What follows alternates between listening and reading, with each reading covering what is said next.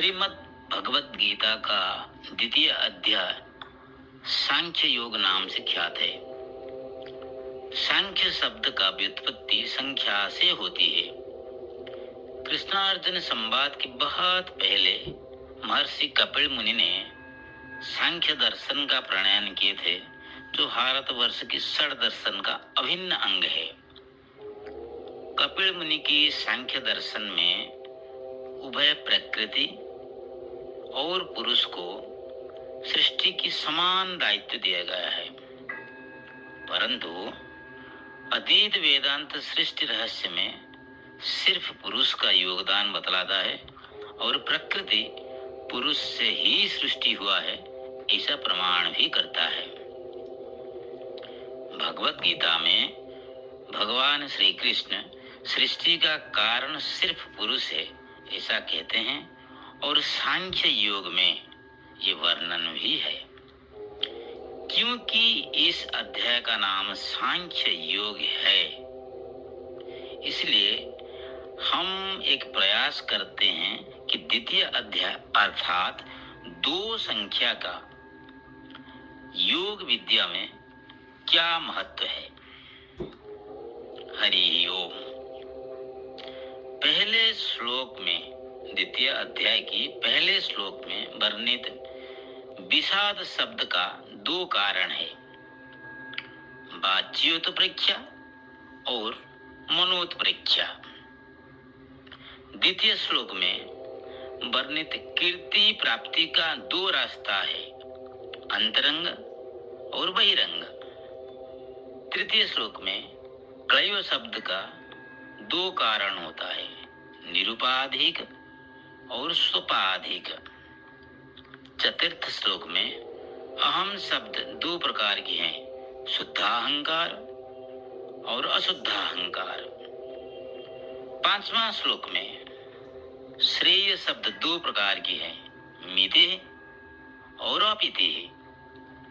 6वां श्लोक में जय शब्द का 2 अर्थ है, भौतिक और आत्मिक। 7वां श्लोक में शिष्य शब्द का 2 अर्थ है, अखंडानंद और अनंतानंद। 8वां श्लोक में इंद्रिय शब्द का 2 भाग है, कर्मेंद्रिय और ज्ञानेंद्रिय। 9वें श्लोक में परंतप शब्द का 2 अर्थ है, आत्मिक और बाहिक।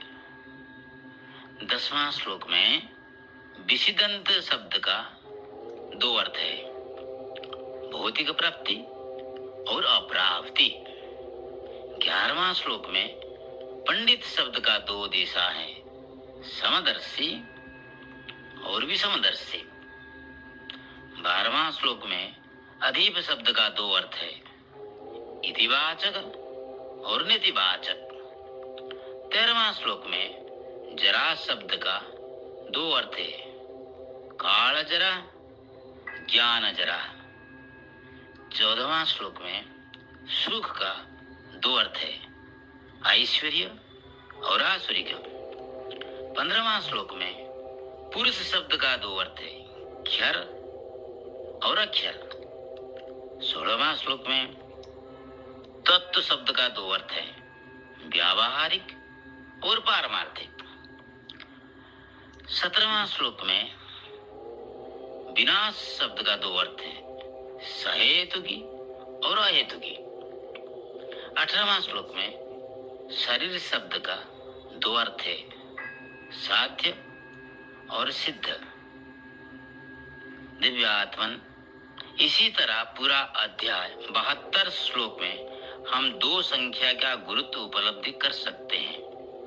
जैसे जैसे हम वर्णन करेंगे वैसे वैसे ये बढ़ता जाएगा, क्योंकि इस पूरे अध्याय में पुरुष को ही गुरुत्व दिया गया है और उसका ब्रह्म के रूप में व्याख्यान किया गया है।